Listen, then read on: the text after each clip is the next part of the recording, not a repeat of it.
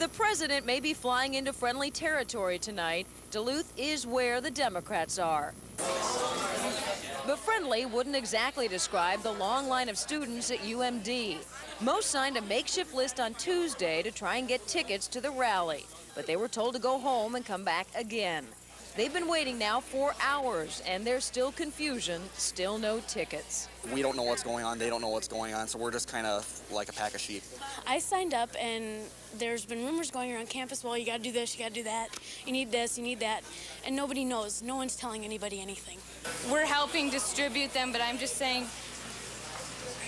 we'll take care of you at one. I'm not gonna say anymore. They waited. When will those standby tickets be distributed? Do you know? If you don't know, that's fine. Then finally a development. Oh my, no. The bad news, still more confusion and no tickets. We've had to delay this process.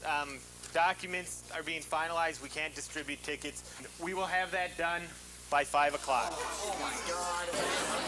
Those who signed up will get tickets if they come back at 5 and if their name was on the list. I said that I'm not going to do anything. I'm not even going to wear any political stuff, and I'm not on your list. Why is this? Why did I get disqualified? Coming back a third time isn't going to bother the lucky ones. Woo-hoo! We're going to see the president!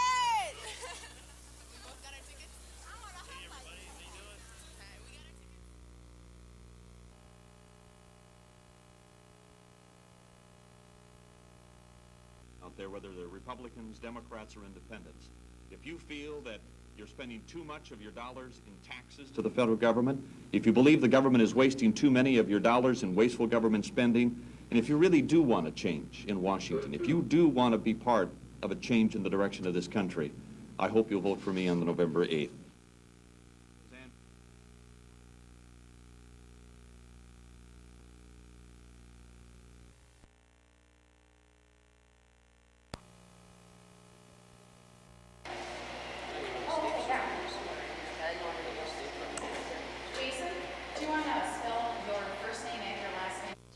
They thought it was really neat because it's an adult thing to be able to go vote. But for the high school kids, it gave you a chance to learn how to vote. And as for me, I went and voted as an 18-year-old, just turning 18 and not knowing how to vote. So a lot of them learned how to vote through this so that they won't be afraid to go do it when they turn 18. As well as, and his staff received some information on the project. What's next? Do you think this project is going on is that Judy mentioned shooting for 1996 originally. From my perspective, I'd be very happy to work with the organization. 1995 is right around the corner, regardless of the state of Minnesota, to continue the program in Duluth, regardless.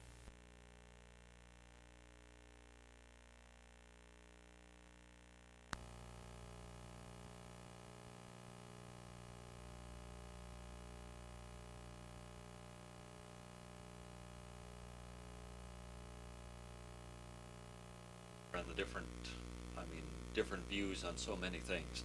I'll spend $1.59 for every new dollar it brought in. So we're talking about tax cuts, spending cuts, reducing the size of government, really going to attack the size of government, and that is starting to eliminate a lot of committees and a lot of staff that go along with it, to make Congress live under the laws that it passes, to bring it into more accountability for what it does. Those are some of the real important first issues: balanced budget in 1981 to 1991, spending increased faster, and that meeting the needs of education or unionization. All those will be met. Those are needs that this government has a responsibility to meet. But what we're talking about is the wants. So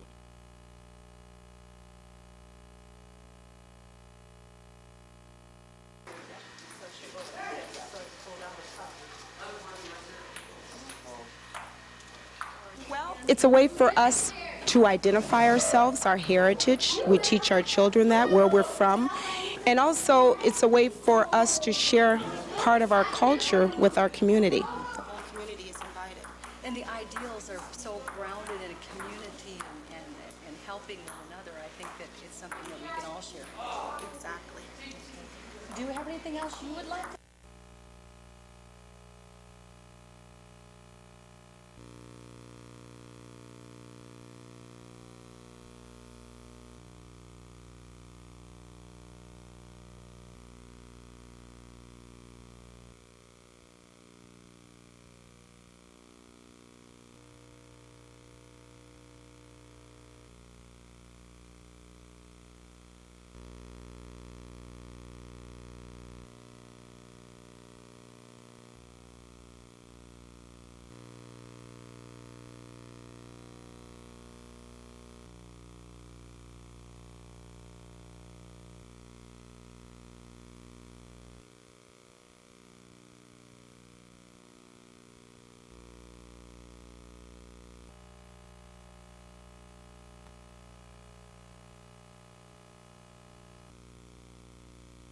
You don't have to have a money management problem at all to attend the program.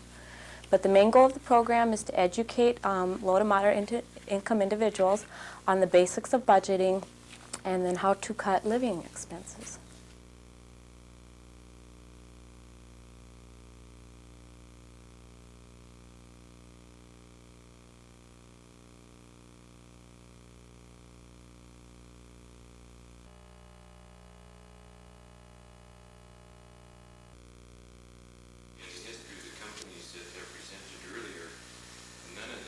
Issues and well-paying jobs rank as higher concerns. The development down in the cities. Well, if we wanted to live in the cities, we'd move there. We live here because we don't have the urban sprawl, the malls all over the place. Identify wetlands as they've been put together by, and I'll call your name off our list to be developed. It's clear that a much larger area will be supported. So now the planning commissioners have a lengthy detailed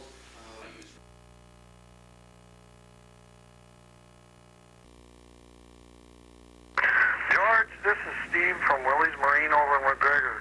We got 29 degrees and rain. We need snow by Saturday morning, or we're just going to have to sacrifice Barbara. Okay?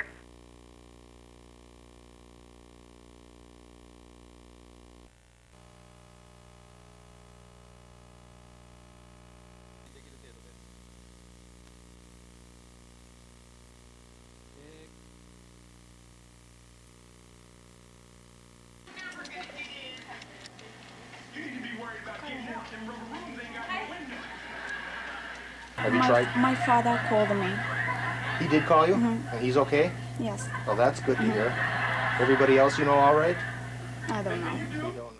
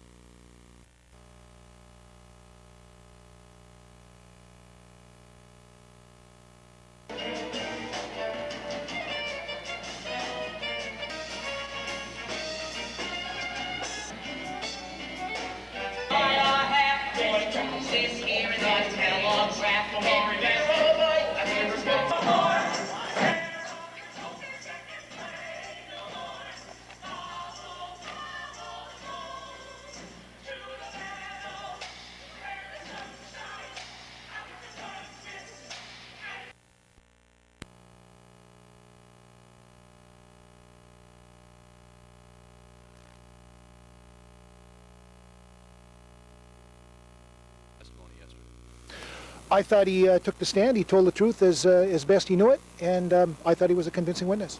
Can you tell us about your decision to put him on the stand? The decision was that's the only decision there really was in the case. There's no question he had done it.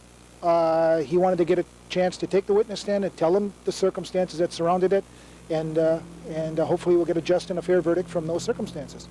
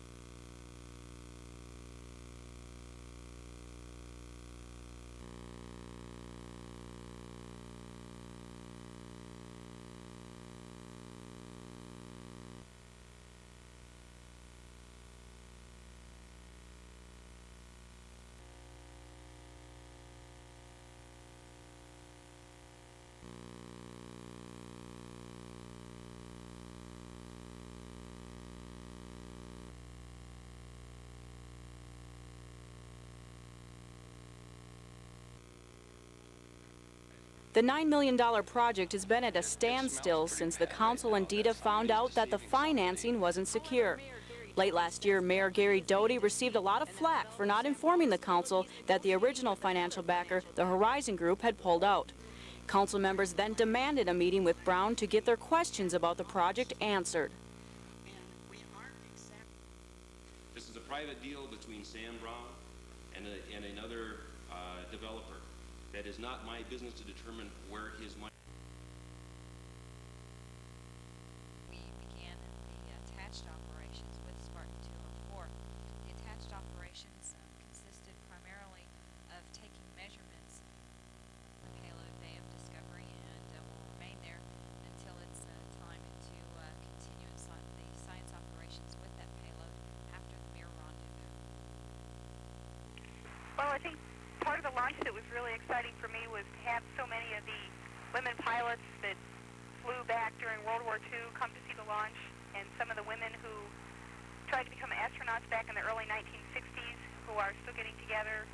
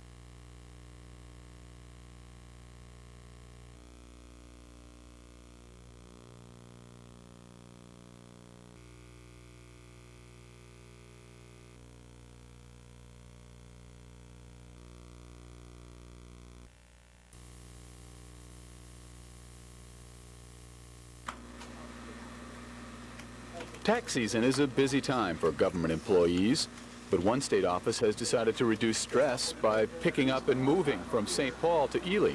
The stress level is quite a bit less up here than it is down there. It was the idea of former Governor Rudy Perpich to get some of state government out of St. Paul, so he moved the Revenue Collections Division. Cheryl Olson moved with it and has no regrets. You don't have to live in the hustle and bustle of the big city, don't have to hassle with traffic and the daily commute. I live about 8 blocks away from here. It takes me about 2 minutes to get to work. Supervisor Bert Crane says the move is a good deal for state government because it reduces employee turnover and training costs. Employees, you got a stable workforce. You've got a workforce that has a very good work ethic, where they pretty much know what the job is. They come in and do it. You don't have to deal with a lot of personnel problems that you've experienced down in St. Paul. The Revenue Collection Center makes the people of Ely happy for an entirely different reason. It brings 54 employees with solid jobs and a $7 million impact on the local economy. Ely Mayor Frank Salerno supported the idea through a difficult startup period. He's all smiles now. It's stabilized an area that needed stabilization here. We can show and we have proven that everything doesn't have to be located in St. Paul or Minneapolis, that it can succeed in rural areas. The office has already expanded several times. Another expansion with more new jobs is planned for this fall. In Ely, Dave Jench, News 6.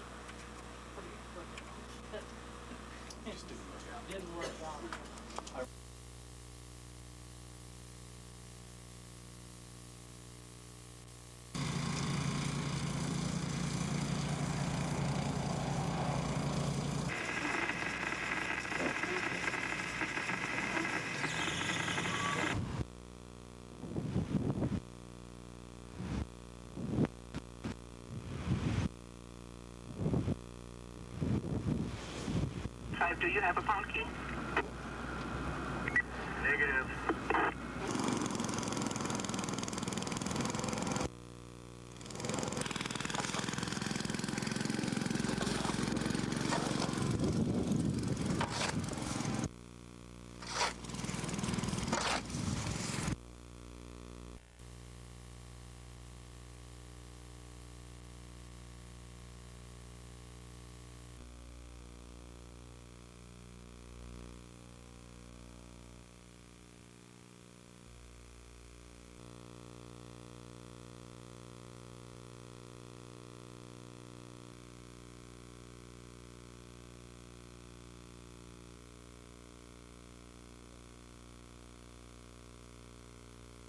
People got this thing in their minds where why would somebody be arrested or even considered a suspect unless there was something wrong?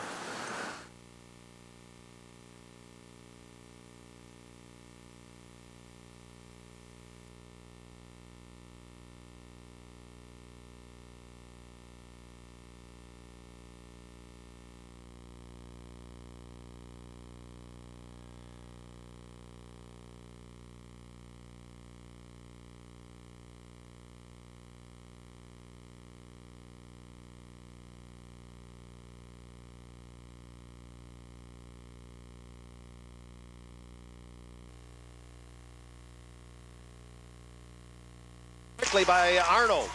Off a skate in front. Here's Arnold back to pick it up. And he is chased by Thole. Tried to break out. A good interception by Searles. Right in front. And they hammer it in for the goal. Well, it was really the strong forechecking by Searles that did it right there. I mean, Searles went in the corner. He took the man down. He not only did that, he got the puck centered out in front, and it came off a defenseman's skate right to Ryan Hatfield, and he just put it away up top. Searles and Hatfield, the two leading scorers on.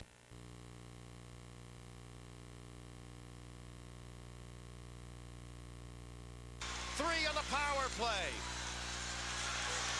This is Austin this time. Penalty over. Austin shoots. He scores!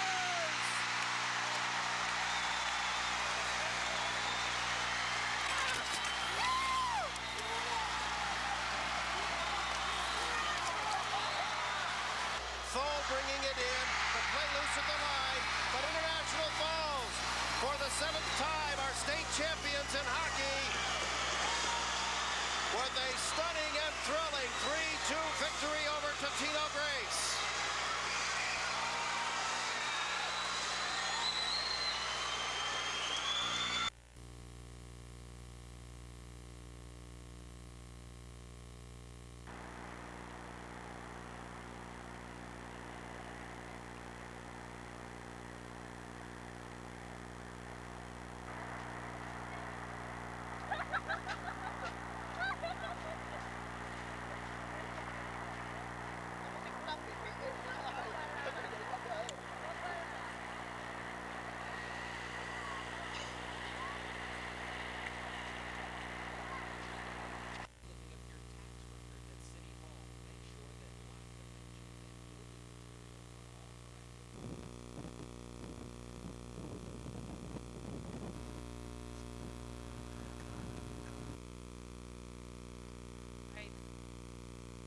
If the conditions go as the weather's forecasting for milder rain, sun, by the end of the week, conditions could change quite a bit.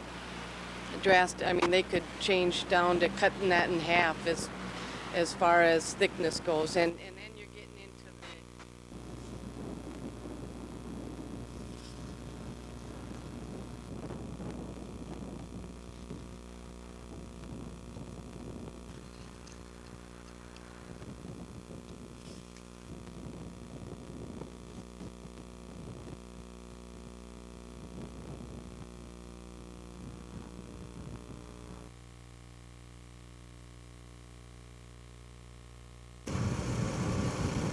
It's safe to say that the honeymoon is over regarding the proposed Louis Gino's pasta plant in Hibbing.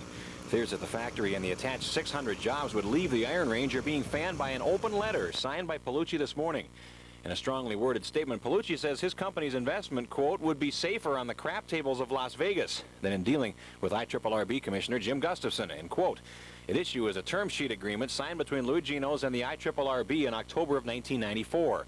Palucci claims the development board reneged on the terms of the deal, forcing him to look elsewhere to build his plant. He goes on to state in his letter, quote, this plant cannot and will not be in my hometown of Hibbing.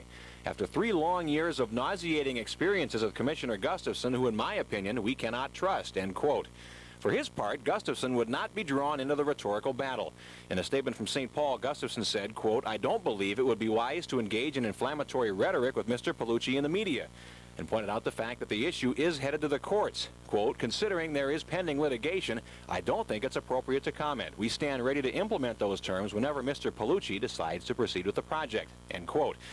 Of course, that's now in serious doubt, and caught in the middle is U.S. Representative Jim Oberstar, who simply wants a solution found.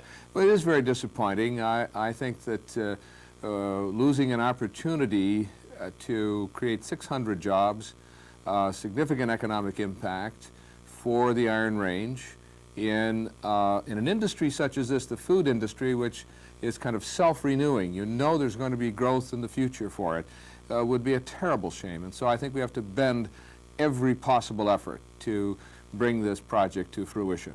Palucci says there will be no more negotiation on the issue, but one thing is clear. The dispute is certainly not over. In Duluth, Jeff Pappas, News 6. The plant will absolutely not have any... Had an enjoyable supper. Fire rider from the Duke. दिल है कि मानता नहीं.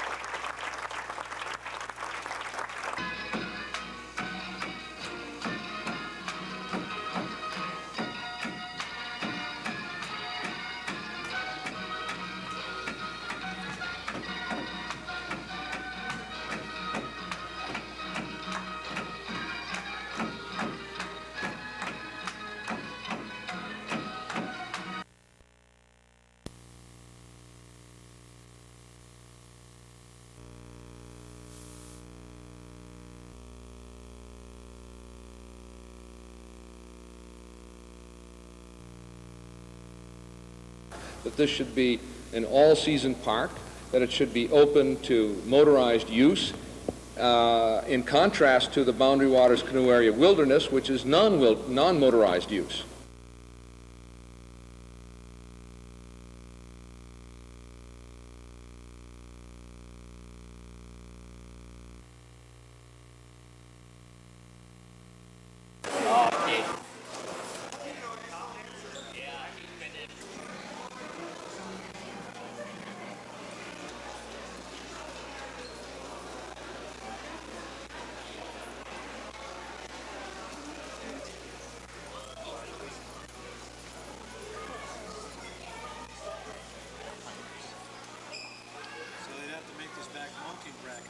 Yeah, the mounting bracket was added, and then they had to put thrust bearings in it because we need thrust bearing where they had side middle.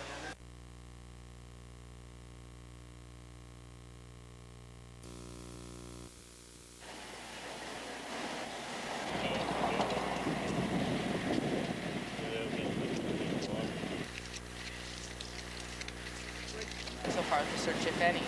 We haven't had any problems. It's just the problem is we can't locate them. We can't find any tracks. We have no idea where they went. If they're wet and hypothermia could cause a problem. The river is also a problem. The water's high.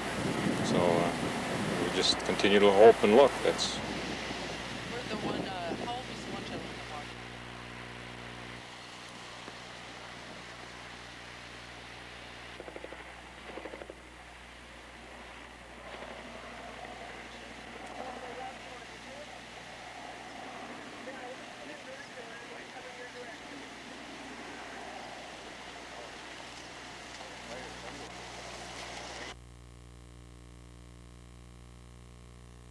Empty to Taconite Harbor to load.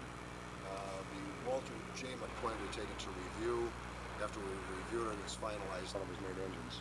So that gets completed. Mackinac hit some rafting and ridged ice when he came in yesterday. It was slow going for a little bit, but naturally the Mackinac can withstand just about any type of ice. So he broke through the Duluth end of it first, then also broke through for the Superior entry.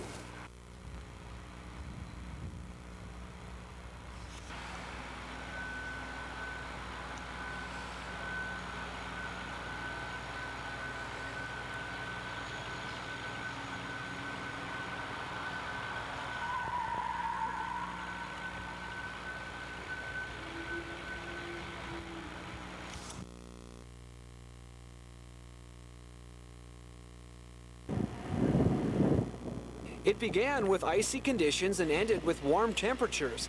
In between, the 1994 shipping season was termed a great success, and not just in ship traffic. Being purely transit in nature, the direct correlation to jobs can be traced quite accurately.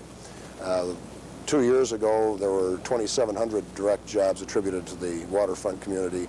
We would anticipate that that would be up considerably for the 1994 year and would carry through to the 1995 year.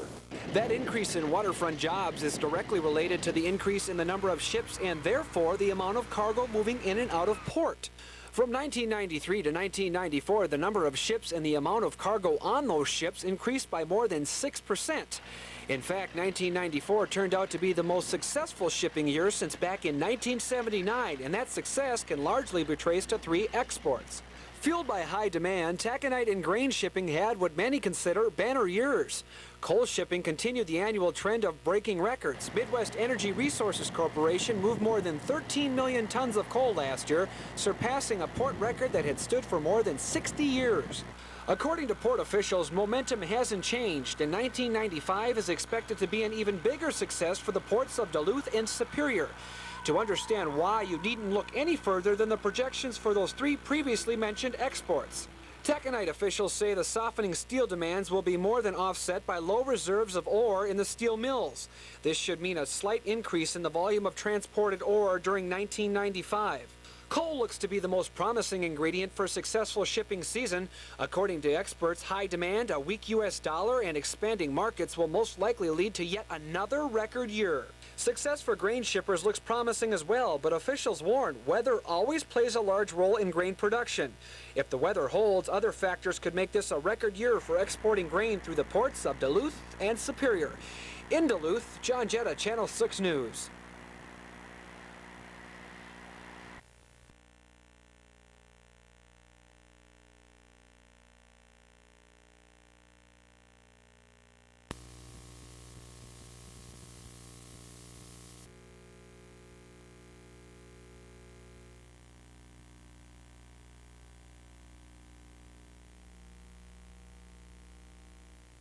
This moment of silence is brought to you by Violence Free Duluth and area high school students. So I think the gangs are starting to settle down. People are starting to become their own person rather than hanging with a group.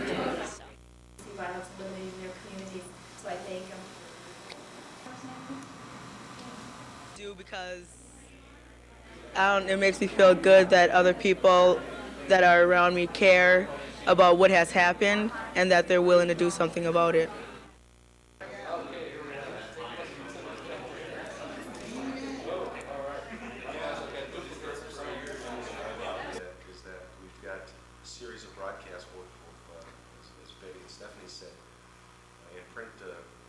Articles that allow us as a community the chance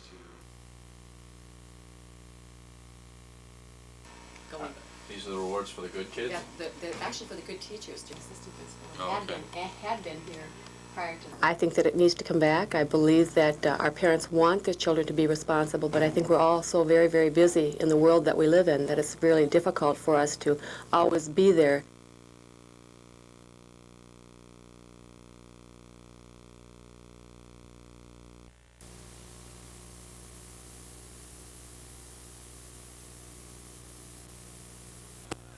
Yeah. The program is called IMAST, short for Integrated Math, Science, and Technology. It gives students a chance to turn their book smarts into street smarts. In this case, literally, these 7th graders have built their own solar-powered cars.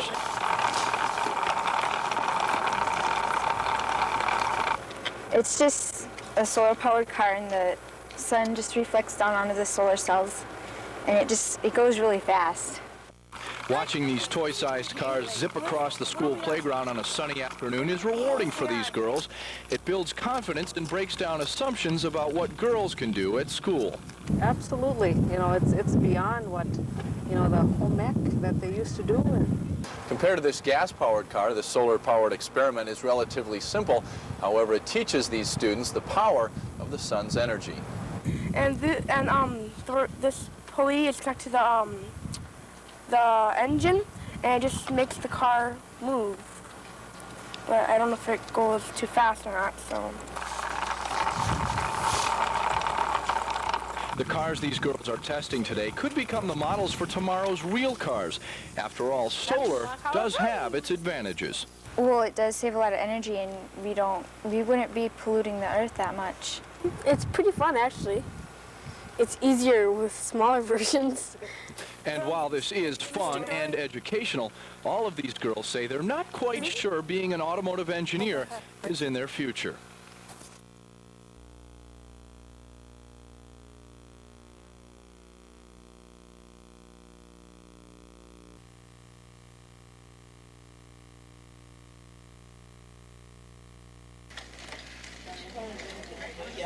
We're shuttling. We're shuttling. Robin? Robin?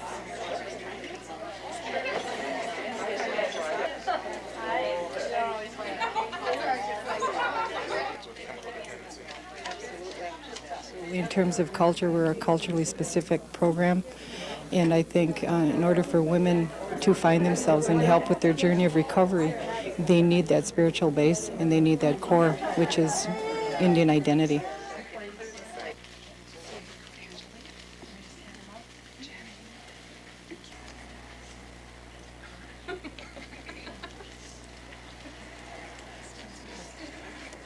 So along with our plaques, and we're giving all our board members like Kwesi Wigwam. Other things, the Schedule C itself, you have to show some type of profit from that business. You can't sit there and claim losses year after year. And if you do claim excessive losses each year, that's going to be a warning flag for them.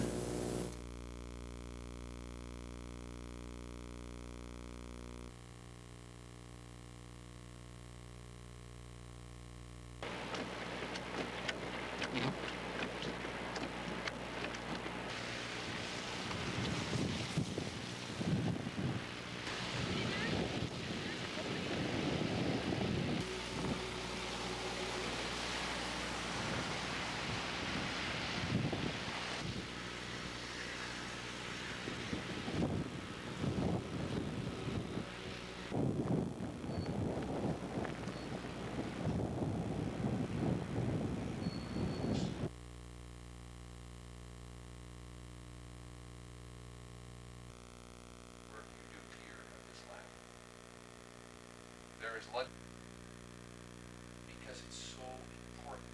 It's kind of good this happens at Easter. It's sort of Lazarus coming out of the tomb, the Lord rising from the earth, a new dawning for us, new day, a great opportunity for this laboratory.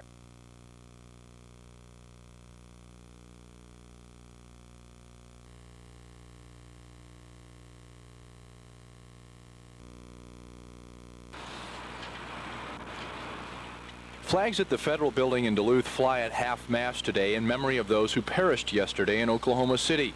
Other repercussions of yesterday's tragedy were apparent today in Duluth as well. Here at the federal building in Duluth, the U.S. Marshal Service has beefed up security here, including putting temporary no parking signs on the parking meters out front. Experts say yesterday's bombing in Oklahoma City makes us realize just how vulnerable we really are. The immediate effect, of course, is if it can happen in Oklahoma City, it could happen in Duluth, Minnesota. And I think in some ways that was the intention of those who detonated the device, if that's in fact what happened. And if preying upon people's fears is what these terrorists intended, they've succeeded. But Sharp says in other nations where this is commonplace, people who live there grow used to terrorism after a while. I think the pattern that every country that has experienced political terrorism of this sort, the pattern they've found is that people very quickly get used to this, and that societies have a surprisingly high level of tolerance for this kind of violence. But there is no tolerance in this country for this kind of violence. Yesterday's tragedy in Oklahoma reminds us that no matter how far away terrorism may seem, we cannot escape vulnerability. In Duluth, Bill Lund, Channel 6 News.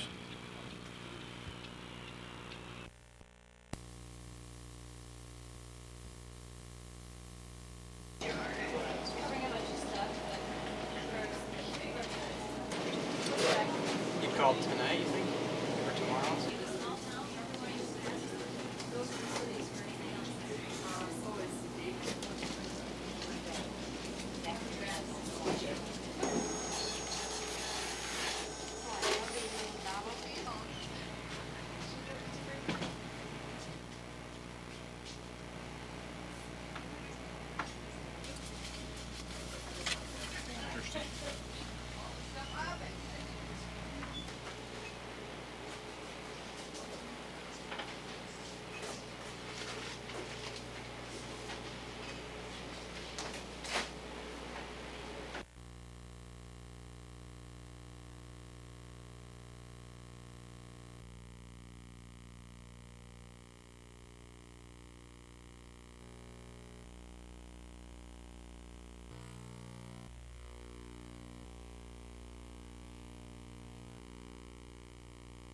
Every family, every community, every group has to be involved in this.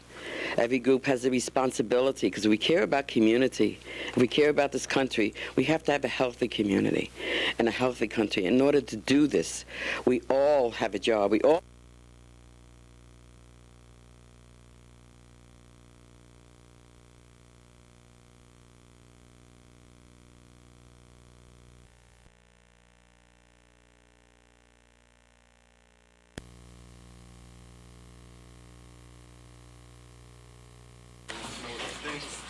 what you'd like to see out there, and Much about the concerns in general. I know the city's already spent $100,000 lighting its particular.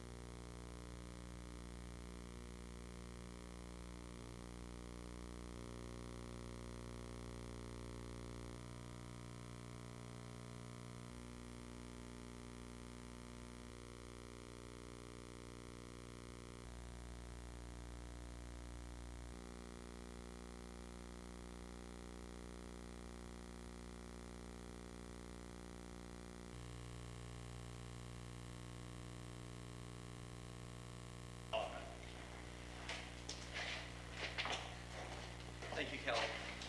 Thank you very much for asking me to speak today, despite I...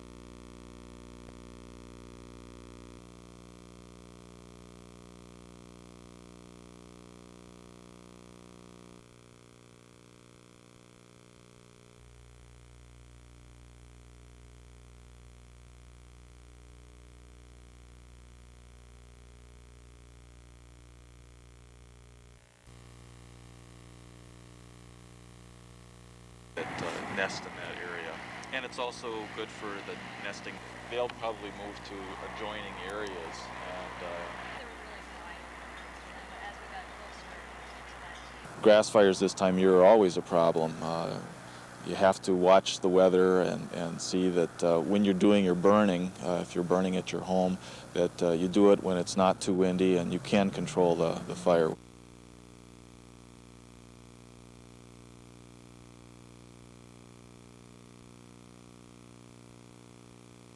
Those can start a grass fire, so you got to be cautious this time of year. Even on a day like today, is it usually not take long for a grass fire to start up?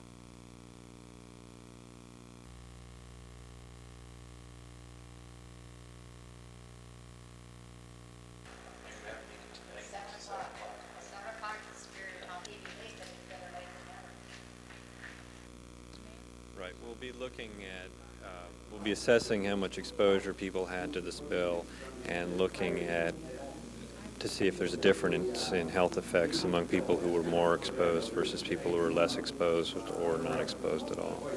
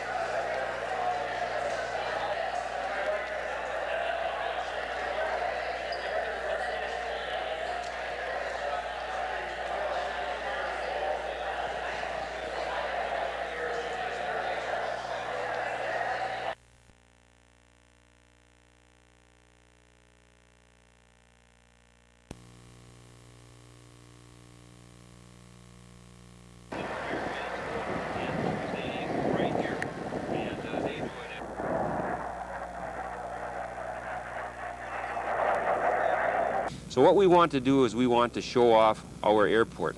You may or may not be familiar with Oshkosh and what goes on down there with their air shows. I would really like to see that someday in the future that we challenge Oshkosh for the right of being the biggest air show in the country. And a real successful event, putting Duluth on the aviation map. Very much, and I hope that you all show up Monday and Tuesday and see the excitement that's going to be taking place up there. Thank you very much.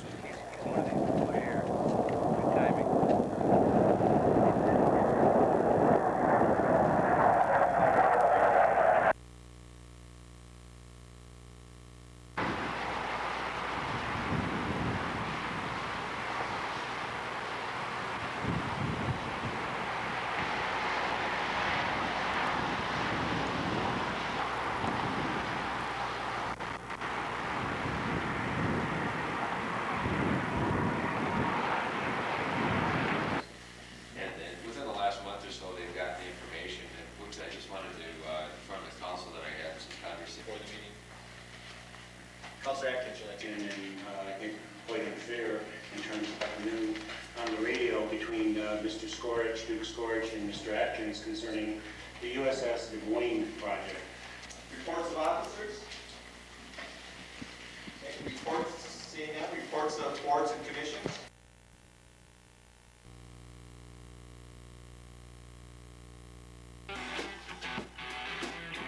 I think playing in the bars is almost like boot camp for rock and roll. You have to do it. If you don't do it, you really can't talk about rock and roll. That's where you cut your teeth. And I think in order to be any type of a musician at any level, you do need to do that.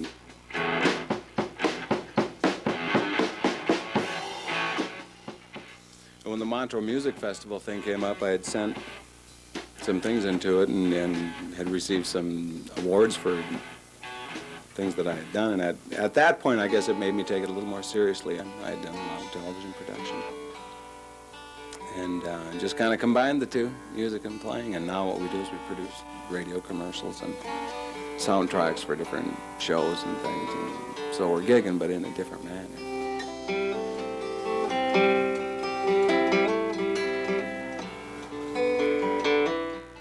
John, you got any tips for any aspiring young musicians?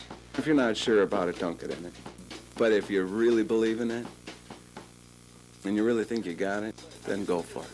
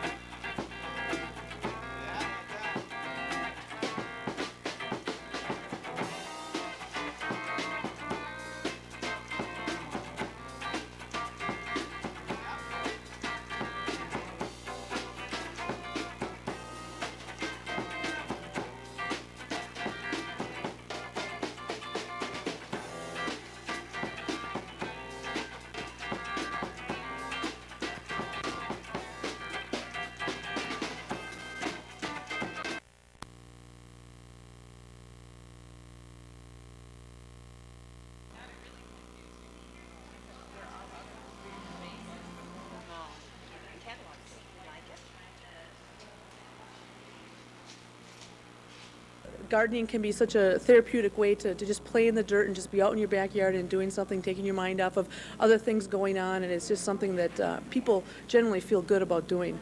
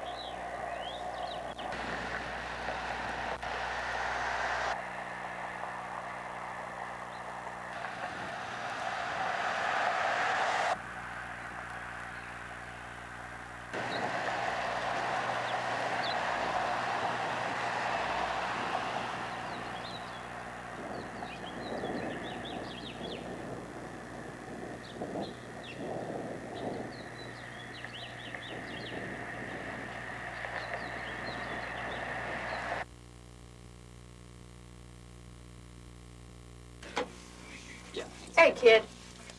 Max Kaczynski is a healthy 17-month-old toddler, but the beginning of life was filled with uncertainty for Max and his parents because he was born 3 months premature.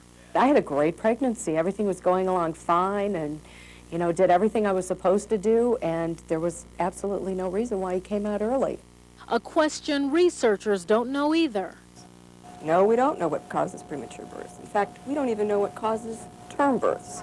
But Dr. Pat Collins plans to find out. She's heading a study on why healthy women who have normal pregnancies go into premature labor. So far, she's made discoveries. The membranes that surround the baby and are in contact with the uterus actually do put out inhibitors of uterine contractions.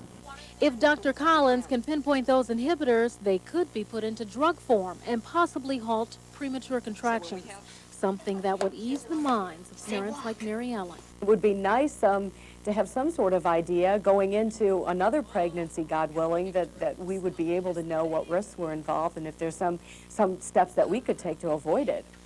Donna Terrell for NBC News.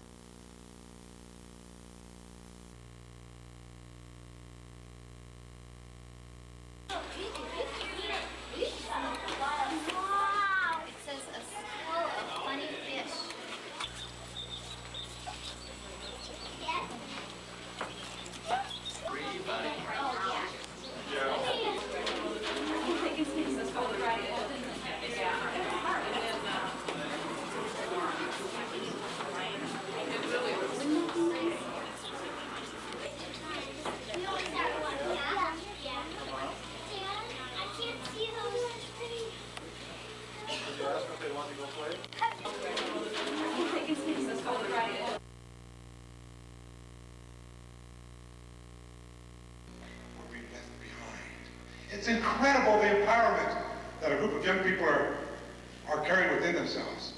Forget Rocky Balboa. If it's a real Cinderella story you're looking for, Billy Mills is your man. In 1964, he stunned the athletic world by winning the 10,000 meters at the Tokyo Olympics. He's still the only American ever to win that race. And today he shared his life's lessons with a group in Cloquet and had a simple message for them all. The basic message I wanted people to get and understand here was to live their life like a warrior. And a warrior lives his life under basically 4 concepts: responsibility, humility, the power of giving, and spirituality. Mills says that secret helped him to persevere during his early life on a reservation, his long race in Tokyo, and his longer life race afterwards. But he says people of all races can share that secret. There are Native American warriors, there are European warriors, there are African warriors, there are Asian warriors, and of course there are definitely Native American warriors. After his speech, Mills led students on a 5K run to downtown Carlton. And it's in that context where it's easiest to understand his message. In a sense, I ran in search of my identity. And when I was 12, my dad shared the secret with me. Find your desires, know yourself, and succeed. With desire comes self-motivation. With self-motivation comes the will to work. That motivation made Billy Mills a legend. Now he wants to leave some of that legend everywhere he goes. In Cloquet, Jeff Pappas, Channel 6 News.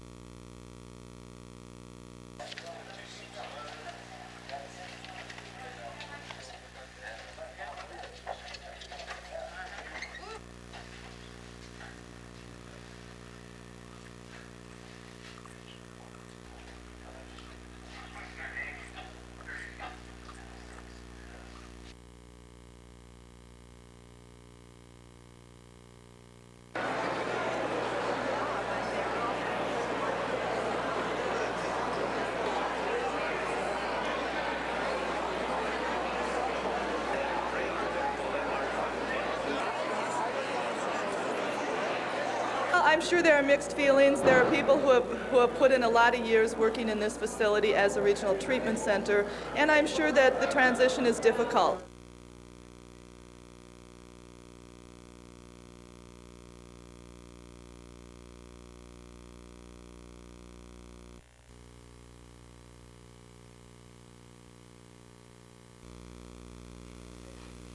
body's natural production of endorphins to help relieve pain. It was just tightening up where I could hardly turn my head to the left side. I'm going to start with a couple of points down by your hand. And these points help release the neck and shoulders. Popularity of acupuncture is growing.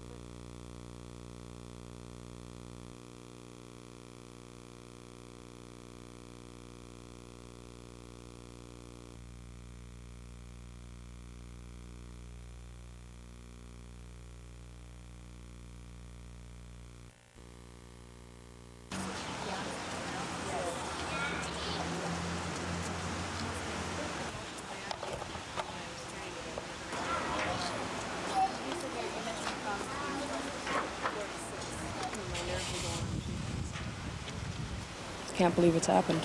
Can't believe it. He's how old? He's not a threat to anybody. He's not been around her. He's never threatened her, never tried to contact her. And she's the one that, you know, persisted and pursued. No, Barbara Schoolman has already left. Or no, yep, she's already left.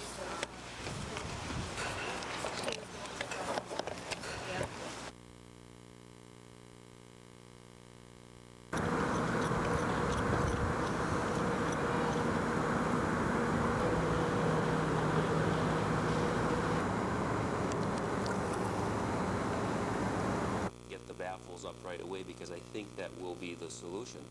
And certainly it is an irritant to the people, and I don't blame them. You know, it's the Toot organization wants it on. The city councilors want it on. I'd like to see it on, but not in this condition.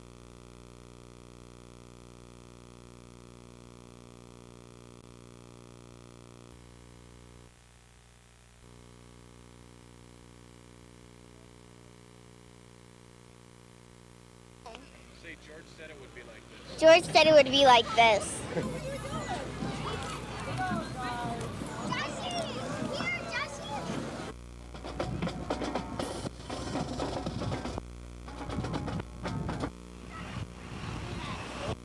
I did it.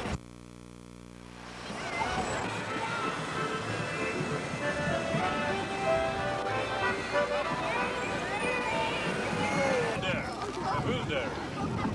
Who's there?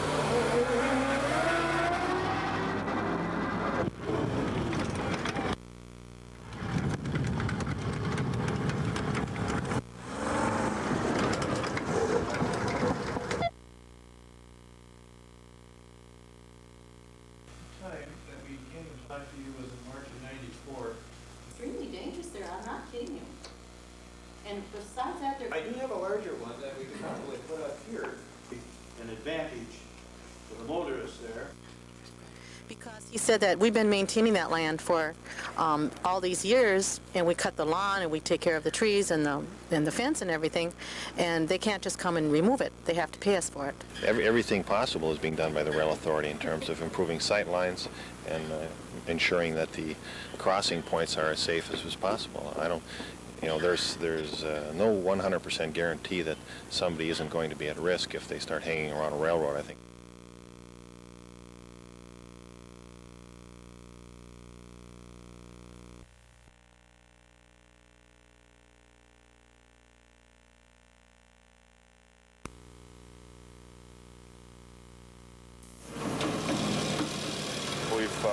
Found out about a new sawmill in Moorhead that just opened up called the Woodshed. So we're going to take some of these bigger logs there and make some better use out of them instead of just cutting them up for firewood. Today we're going to be bringing in some ash logs and several different oak logs and some other kind of mixed hardwood logs. And we're just going to see what kind of lumber we can make out of it. Is that him there? Roger. White oak, we've got calls for that right now for quarter sawn, and we need to get that cut in the kiln pretty quick.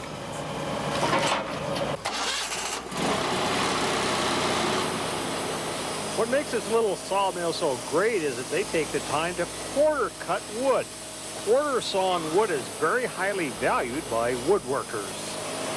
The definition of fully quarter sawn is the grain angles are between 80 and 90 degrees to the face of the board. Rip sawn is 45 degrees to 80 degrees. And it gives an antique pattern. A lot of people that do fine furniture, antique restorations, they've got to have it to match up to the existing wood. It's more expensive, it's harder to dry, but it takes longer to cut, and it's worth the money if you like that kind of wood.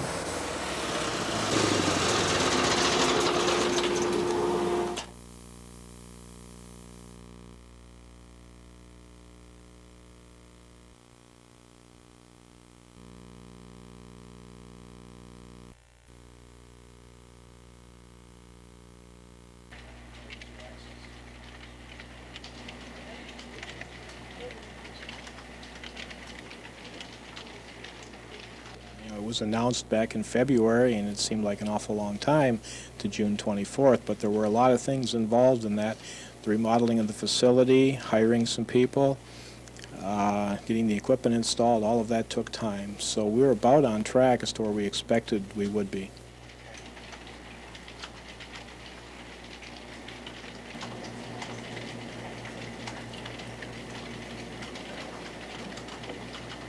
We're going to start tonight. Process some live images.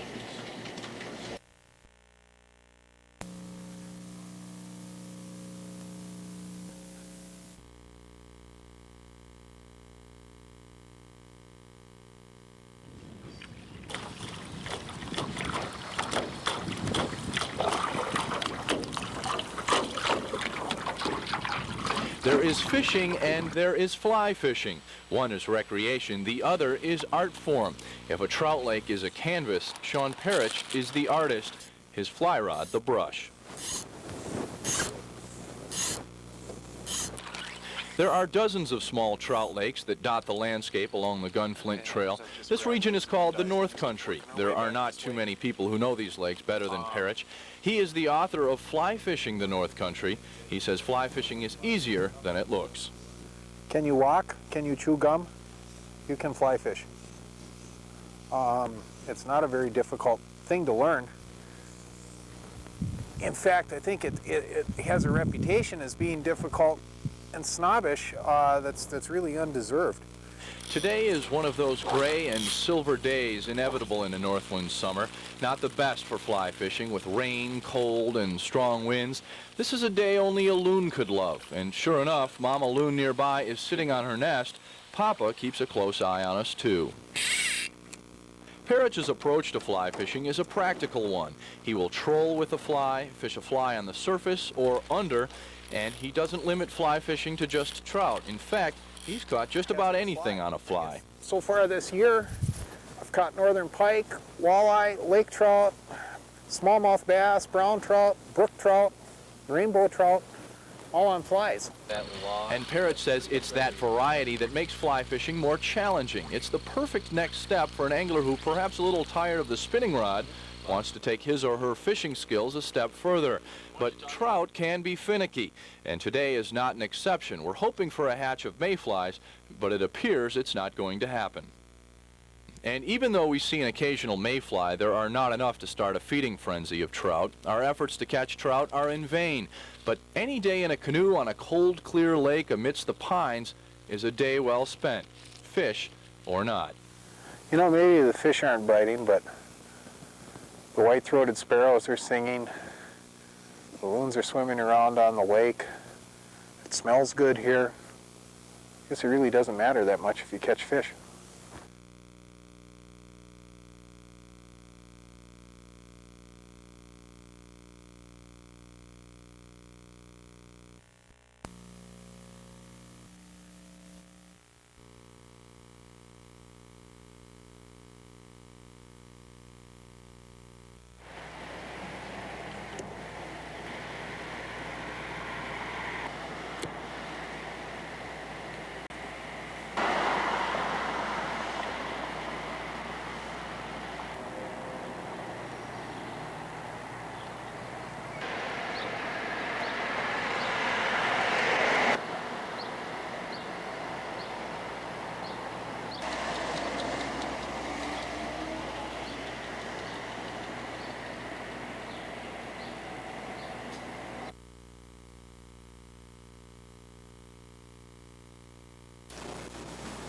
Your Honor, I'm making a special appearance on behalf of Mr. Benson, who is also present in court. We don't have any complaints with this. Charges a 5-year maximum penalty. He would have about 5 to 6 years left on his original prison sentence if the revocation and good time and things like that are taken away from him. So, you know, there's a potential of anywhere from 5 to, who knows, 20, 30, 40 years, I guess, if there's additional burglary charges.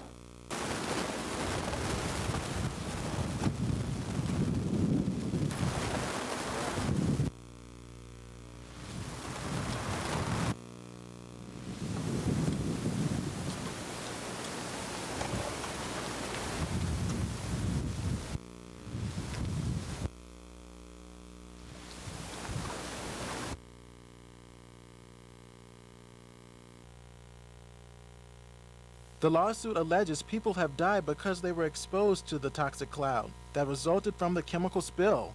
The 20 people who have filed suit say Toxic Tuesday has created a fear of contracting cancer or other diseases in the future, and fear for their children, including those who were born after the spill. The suit accuses the defendants of gross negligence and a conscious disregard for public health and safety.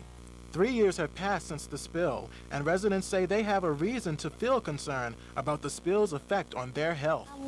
All of our neighbors are just concerned about the long-term effects. Nobody seems to know what's going to be happening to us in the future, and we're still feeling some of the symptoms even 3 years later, and we want to know when it's going to get back to normal. Douglas County is still researching the effect of the spill on local residents.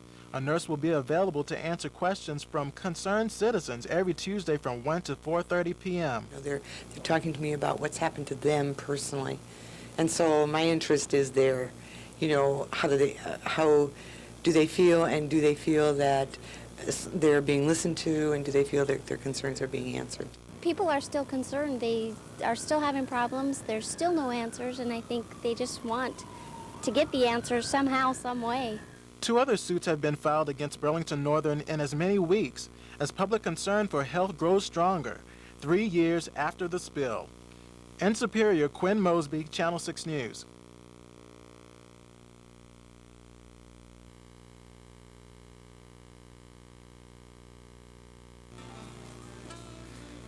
You know, it's very important when you're dealing with arts and antiques that you get an accurate description and value of what you have. Right now we're up at Barnes & Noble's here in Duluth, and we're looking at the largest collection of books that you can buy locally.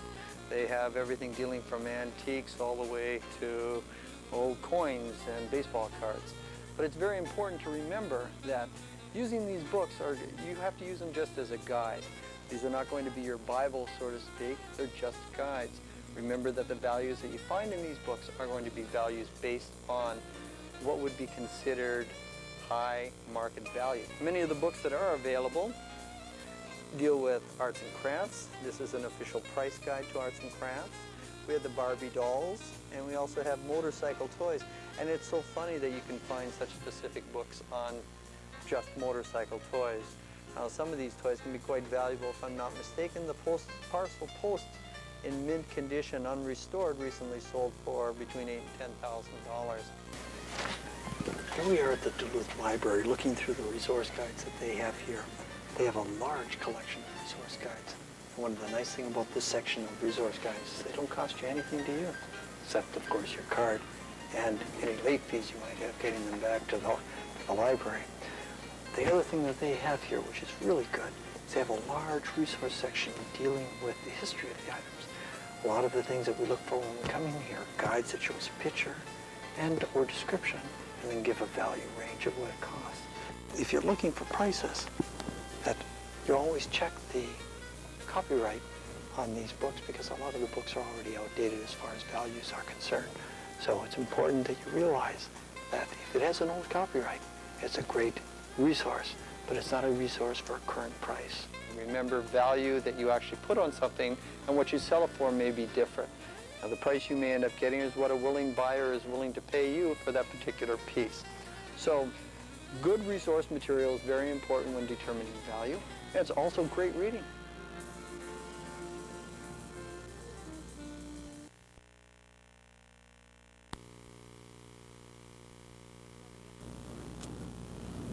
Breaking bones is a bummer. Just ask Kitty Fausto, who's been in a cast since September when a falling shelf shattered bones in her wrist. Kitty is on her third cast and is fed up. I'm a bookkeeper. I can't do any work and I can't write. Although it's too late for her, medical science may have a way to speed up the healing. This paste, known as Norian SRS, short for Skeletal Repair System, is an experimental drug now in clinical trials that could revolutionize the way breaks are treated. Rather than a person being in a cast for 6 weeks or using extensive surgery, we may be able with this material to essentially splint them for only a short period of time, a few days or a couple of weeks at most, and then get them back to using the hand or the foot or ankle more normally. Here's how it works. The toothpaste-like mixture is injected into the break and hardens within 10 minutes. In 12 hours, it's as strong as natural bone. Eventually, the body absorbs the material as new bone grows back. Doctors are also interested in the possibility of using SRS in treating breaks related to osteoporosis, a disease which causes bones to become weak and brittle. If it works as the manufacturer says it does, we'll be able to treat them and get these people who have fractures due to osteoporosis back on their feet and mobile and functioning much quicker than they normally would have.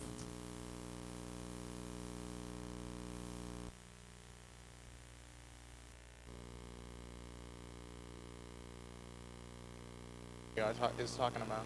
Okay, well, the main things they work with is children and youth, the poppies for the hospitalized veterans, the boys and girls state, and they'll be, making reports and making plans for the next year.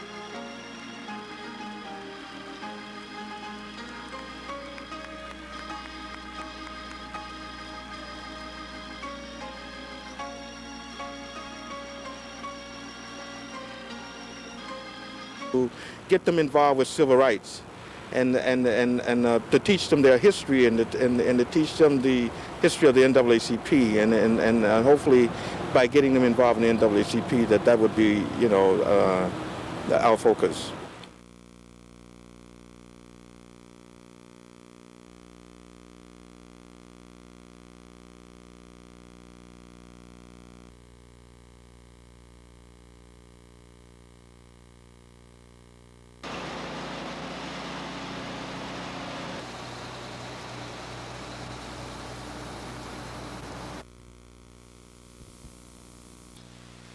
We're trying to focus on creating jobs that pay a good, I guess the best definition would be a good newcomer being here in the community less than 2 years.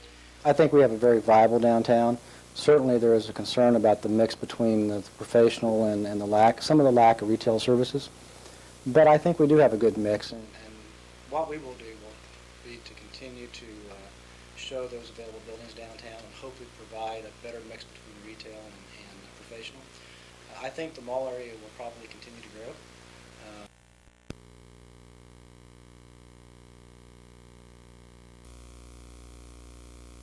The iguana seems to be the most popular of the lizard fad. Seymour is the last of the lizards in the Canal Park pet store. Rick Jackson says iguanas have been hot sellers for several months. Real easy.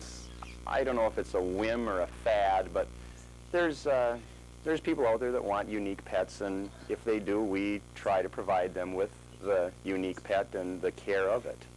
The care of it is something that Jackson stresses whenever he sells a lizard.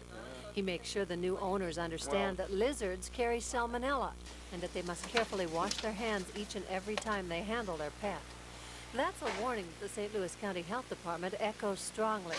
They say over 90% of all lizards carry the germ for salmonella, which can be fatal for humans. The certain percentage of people who do get salmonella infections do die, so there is a risk of someone basically being killed off by their pet reptile.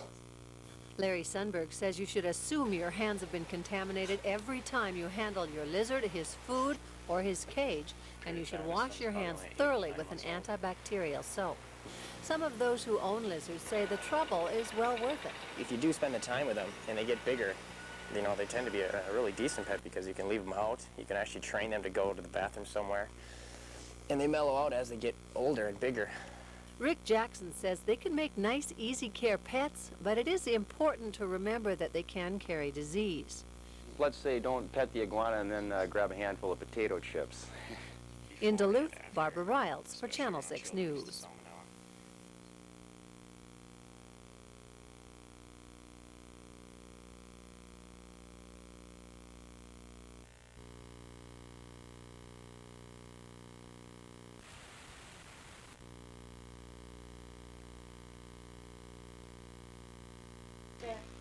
I think I would die. Well, then she said, Oh, when we hear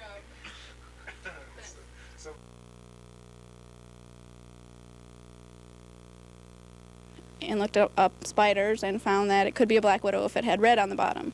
So we tried to catch it, and we did, and it did have red on the bottom.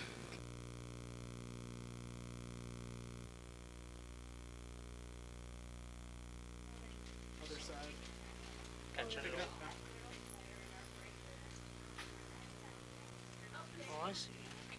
It's on the stomach.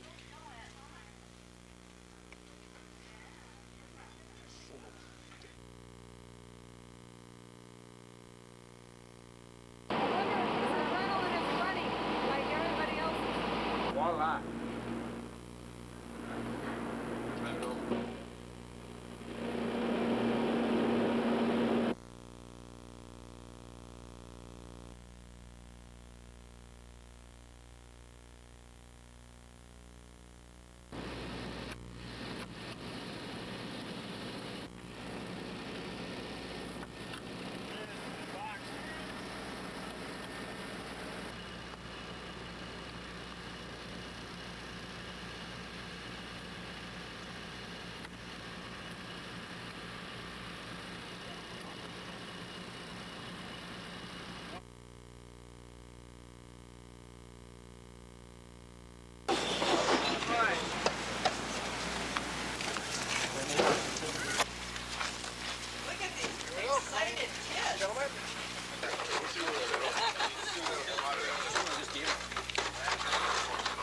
We feel we're totally in the right on this. The contract says that we can't subcontract the work out. Subcontracting meaning you have to remunerate someone for that. And that's not what we did with 50 kids. They voluntarily came out and did this of their own free will.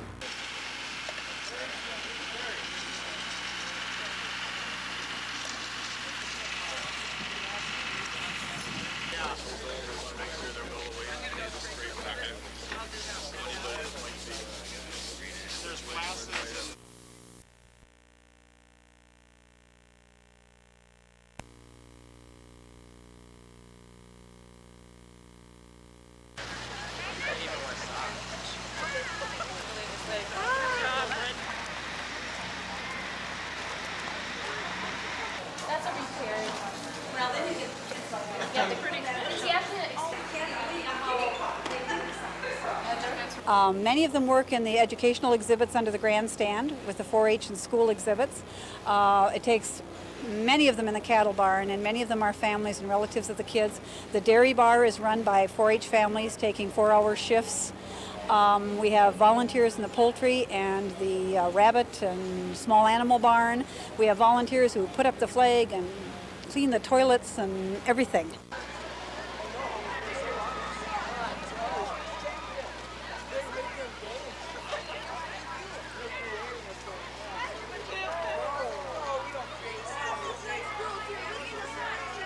I'm not going to let her go home without getting her a prize. Pick it out, Dad. That's how it's done, guys. Anybody else?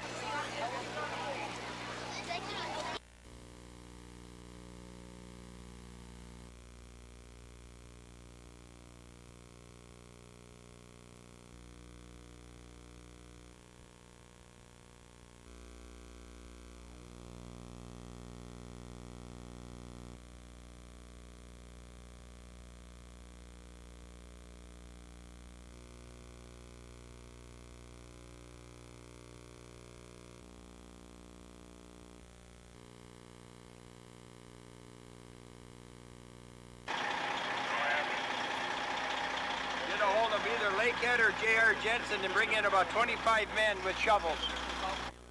It was just basically a spill on a pipeline with a product getting into the creek here, and then the fire department, in conjunction with the industry, would respond to the actual incident. Still oil again by when your sand comes. What we want to do is we want to get the truck down there and dam up the creek at that point. Dick Stroman.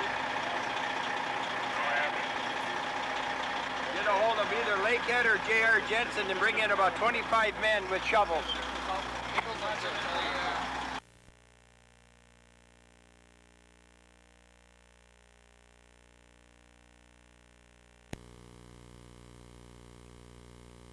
Like I said, one sit, put one.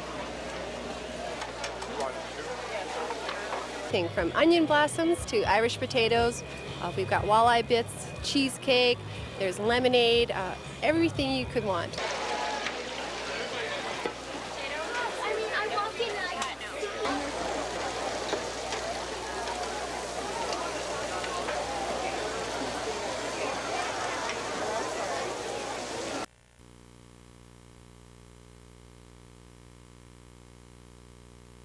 We're going to be getting out anyway, so if you guys want to just stick around.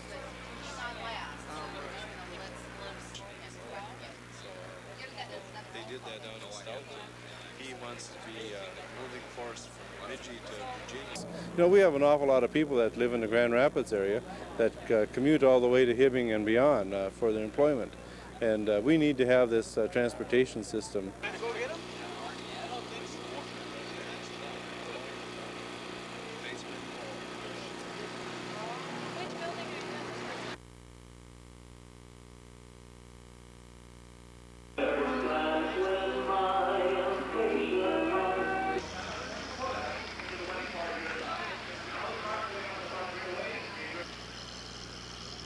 And now coming up the rampway, we have,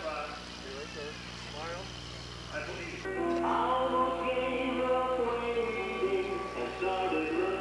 of sharing and celebrating life.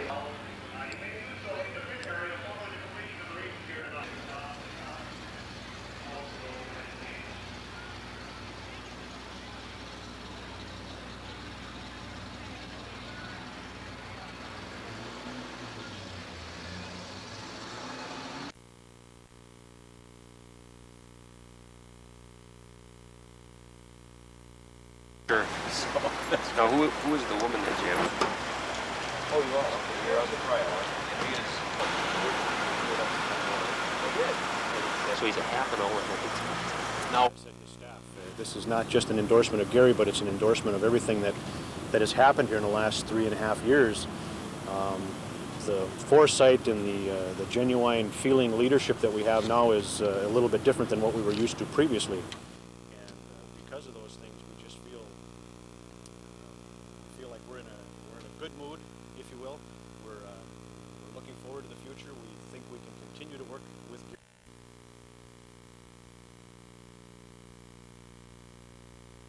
Group of influential community members to provide us with information, to provide us with spirit. We need to provide the environment for students to learn the skills of the discipline, but also the value and importance of contributing to an ever stronger and more humane society. One of the things that I think we need to look very seriously at is that those units, we can't expect them to do everything. We need to expect them as assist us.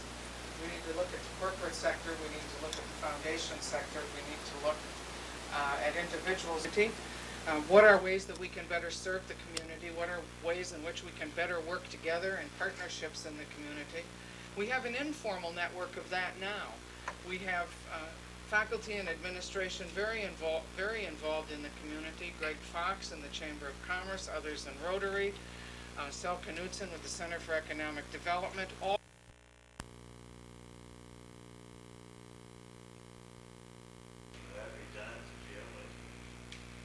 I'm not sure whether they can.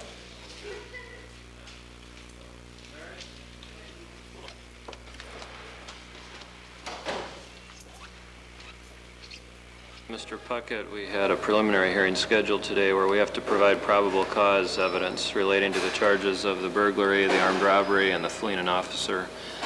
He and his attorney waived that hearing, meaning they accept that there's enough evidence for the case to proceed, so.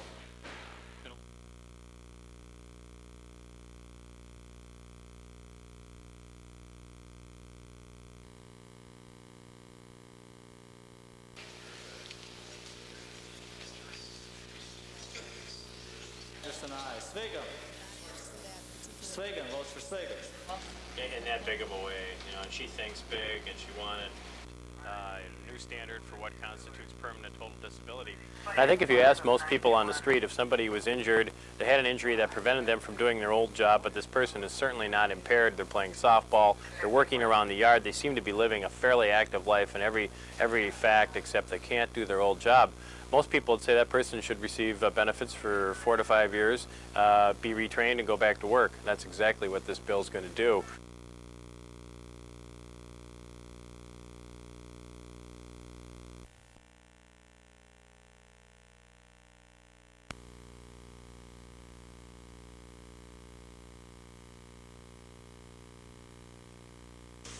We were afraid of competition, and our answer to them, my answer to them, was that we're mixed feelings. On one hand, in 5 months, we're looking at not being employed, and on the other hand, we're looking at an opportunity to employ ourselves, and we're very encouraged about that opportunity.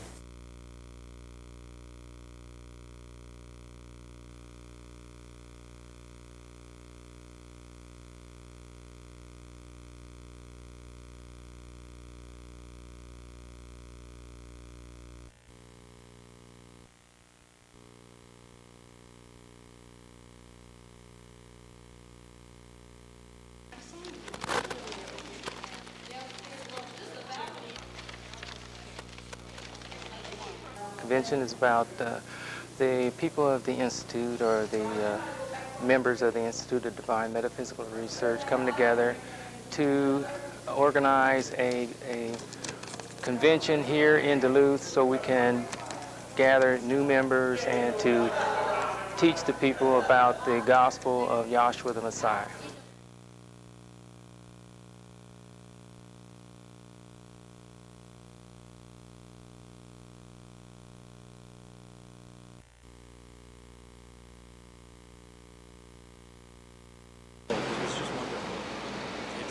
Summer everybody ought to do at least maintain where all the food shelves are served. At this point, it would be very important for monetary donations to the Northern Lakes Food Bank. As far as food is concerned, the shelves have a real need for dry products, those types of products that will last on a shelf for a while.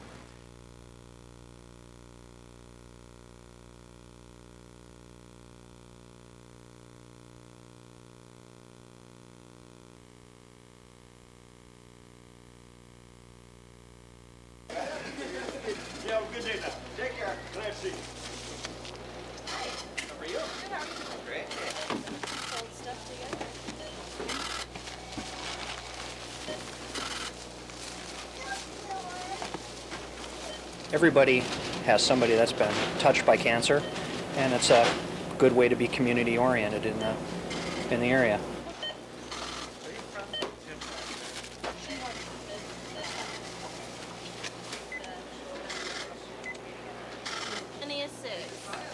Today's Grocers Fight Cancer, so that's why we're helping bag your products today, and 5% of the gross sales are donated to the American Cancer Society.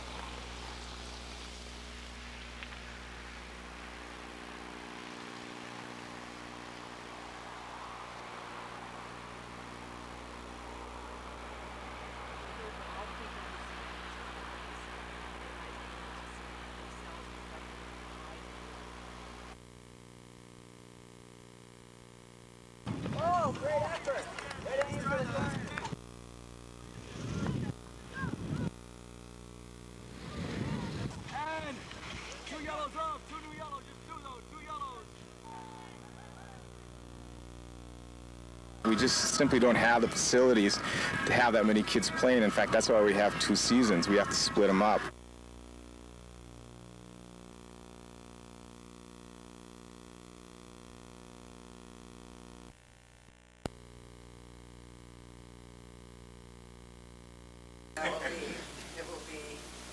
The just-announced merger plans for the Duluth Clinic and St. Mary's Hospital will create a huge and powerful medical center in Duluth.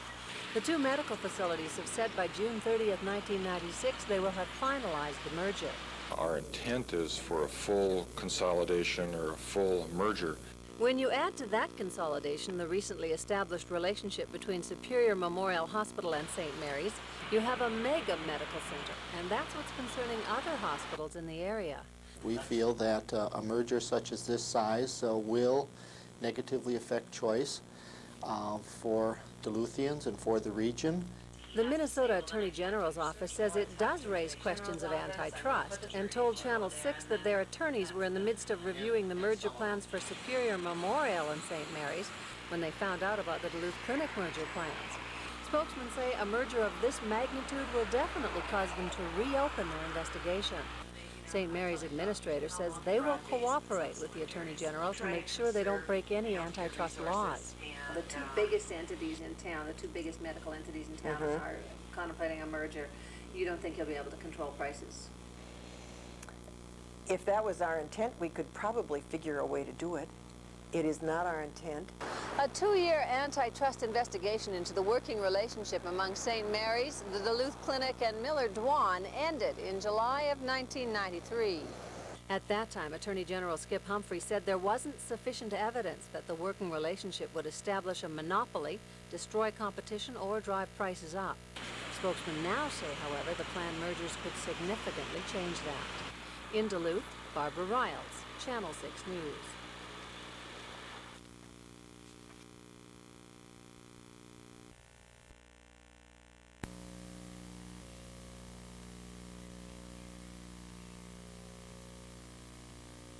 Issues that came out and watching the operation of London Road or the on-street parking for the. So with that, I think I'll go ahead and. We looked at the traffic safety issues. There had been a fatal accident on 21st recently. We looked at the speeds on 21st. We looked at the high percentage of trucks that have been reported in the traffic flow. To the measurement before the UMD closed, you measured 3 days after they closed. Then you promised you wanted to measure the measurement in the high peak on measured like 1:30 or 2 o'clock in the afternoon.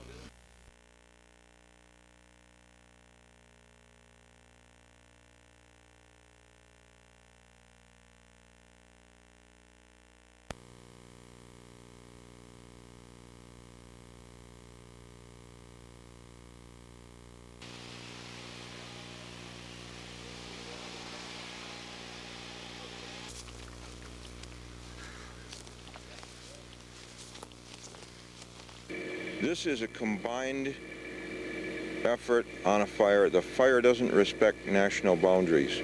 The fire is burning and the team is going to be working. Okay, Dave's going to help 3 warnings. Okay. Who's your guard on this end? They don't have one posted yet. That's why we're just coming up here. I'm going to move everybody.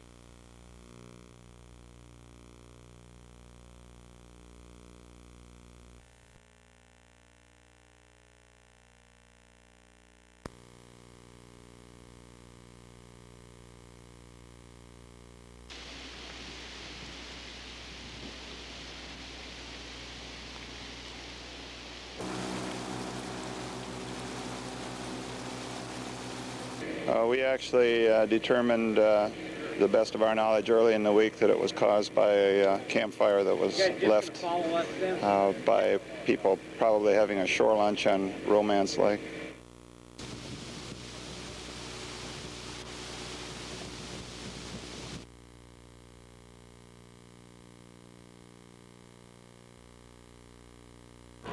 Well, he wanted me to double. He was. Yeah. Hackler.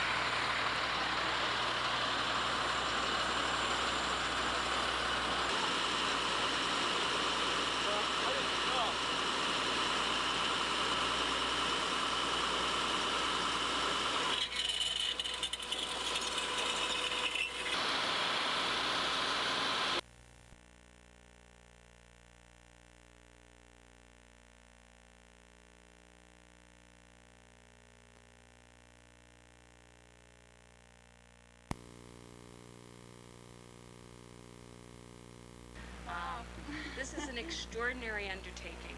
Lots and lots of work has gone into it, and we will continue. 2 websites, web pages. And then additional money. I think that having girls from average communities interact with other girls from around the world is just a fabulous experience. We're expecting this to change our lives. And 4 moms. And then Lisa's sister, Zora Radosevich, who works down at the Capitol, naturopath from California, who will be joining us. And so we'll have about 10 women.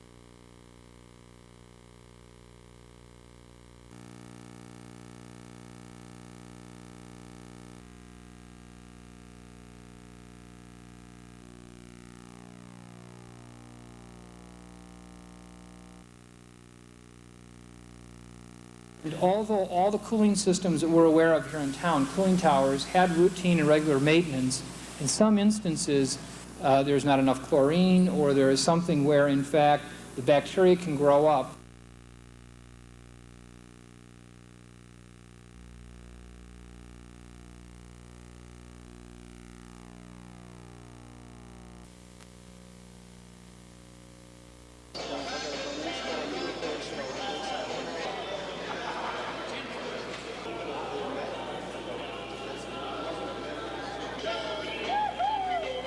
Guys came in and said, I tried to get a job, couldn't get a job because I didn't have an ID card. He's leaving today with an ID card.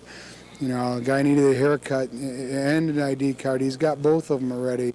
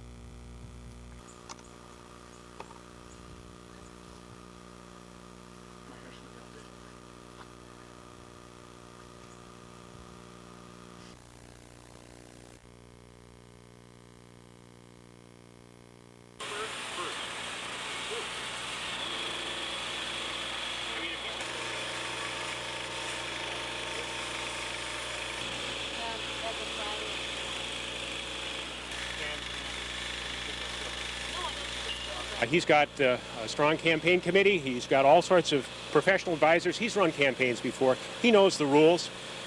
He certainly ought to know the rules. And knowing the rules, he ought to abide by them. And I think it's really important. High road the whole time. Gary? No. Gary is pure amount. He's been working on that. Yeah. And we've talked about that already, you know, leasing to the youth. Major issue. I think David Wheeler is scraping the bottom of the barrel again. Of course, if you're in the last week and not doing well in the polls and you have nothing to stand on other than what's wrong with the other guys, look at his TV ads. It's what's wrong with the other guys. Here's what's wrong with the other. Here's what's wrong with Herb Bergson. Why can't he tell people what he's going to do for Duluth? That's what we've been saying for months. We've been telling people what we're going to do to make Duluth a better place to live. And obviously the message is getting home. His message on metropolitan government is the only thing he talks about other than what's wrong with Herbs. And that isn't getting home, and he's got to be pretty drastic.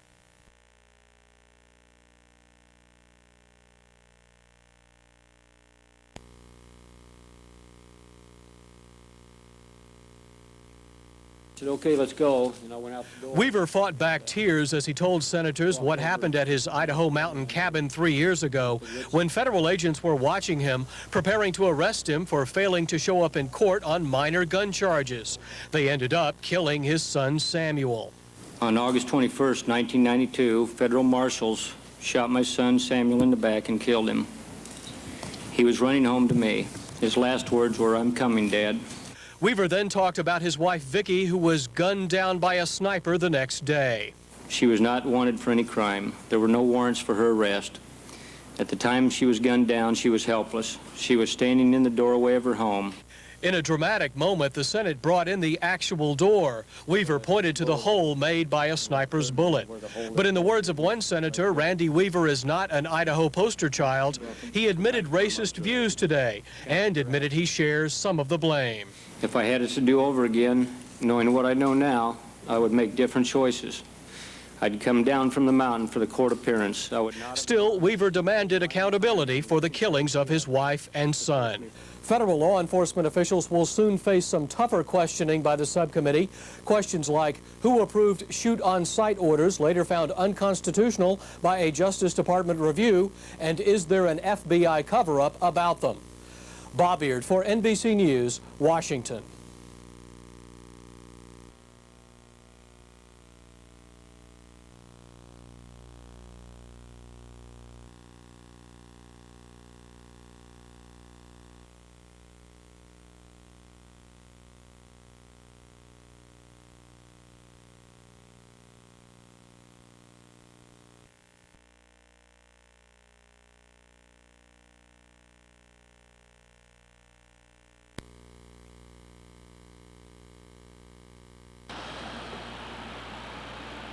If you shop in downtown Duluth, you know parking can be a problem. Finding that elusive spot is hard enough, so that most people prefer to shop in Canal Park or the Miller Hill Mall. But a new plan revealed by the Greater Downtown Council today is expected to change that. And we're not talking about a little bit of parking, we're talking about lots of parking. We're talking about 4 times the amount of convenient on-street parking that is currently on Superior Street. What the plan proposes to do is to close one lane of traffic in each direction here along Superior Street, and then to take this parallel parking scheme in place now, shift it to angle parking, and that should create about 200 new parking spaces. Parking meters would be removed as well. Downtown parking would be free but limited to 1 hour. Meanwhile, business owners we talked to on Superior Street say they think the plan sounds like a good idea. Well, it could make a big difference in the traffic we get downtown, because a lot of people just won't come downtown because they have a hard time parking. I think it's going to benefit everybody downtown, you know. It gives more people an opportunity to get down here, utilize the stores, all the services, and I think it's going to be a plus to the downtown area. One concern in shutting down one lane in each direction on Superior Street is bus traffic. But plan designers say there will be special places where buses can pull over. Also, as part of the plan, one-way avenues off Superior Street would be converted to two-way. The City Council still has to approve the plan, but civic leaders hope to have the new parking scheme in place by the Christmas shopping season. Bill Lund, Channel 6 News.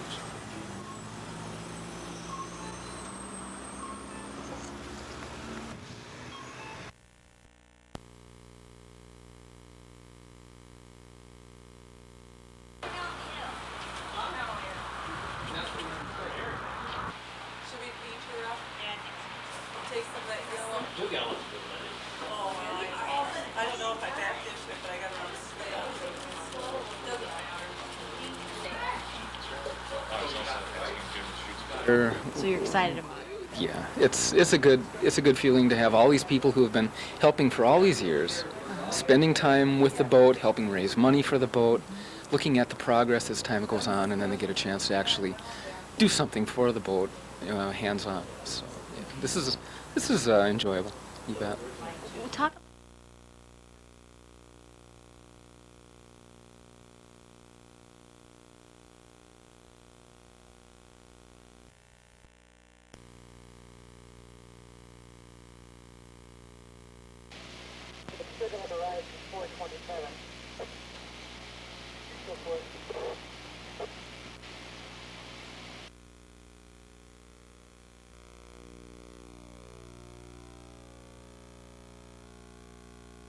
And upon arrival, the officers found a male, age 70, and a female, also age 70, dead from an apparent gunshot wound. They were husband and wife, and both lived at that address. Both of them were suffering from some health problems, and this may have played a role in what is a murder-suicide.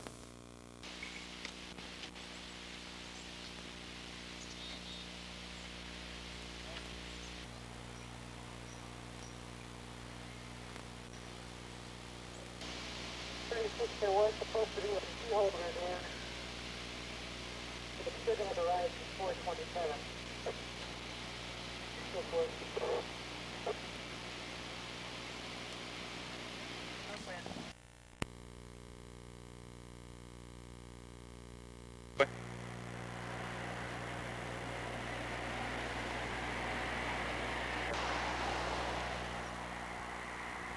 Essentially, the proponents were saying, approve the zoning change, and then we'll deal with these things later. And that was the concern. I think people want to have those things dealt with first rather than later. We also are dealing with another issue now that's a new one. Starting July 1, there's a new state law that says for this type of proposal that we have to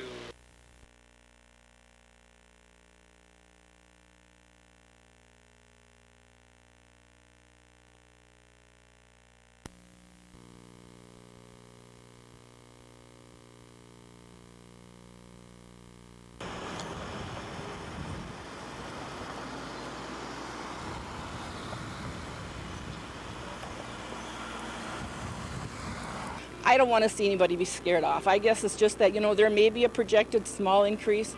Right now, I guess I'm looking positive at it as, if there's just a freeze, I think we can handle that. And I think the way we're going in the city right now, we are going to be able to make some wise decisions on how to maybe combine some things so that there is a less cost to the taxpayer.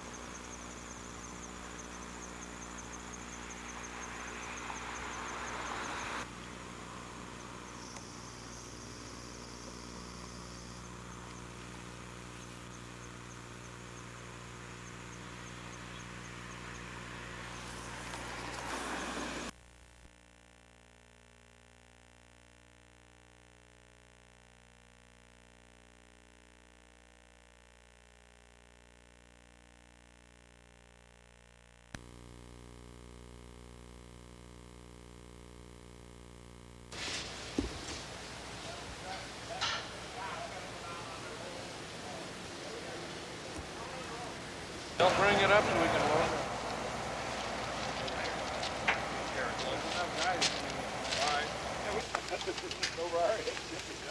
Way over my head. Way too deep for me.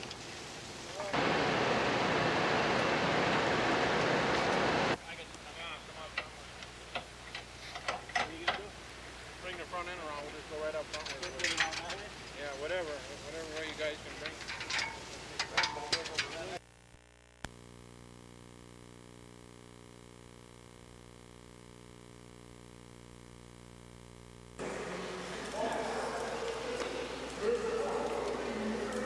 Because we want to spread awareness of deaf people out to the larger population.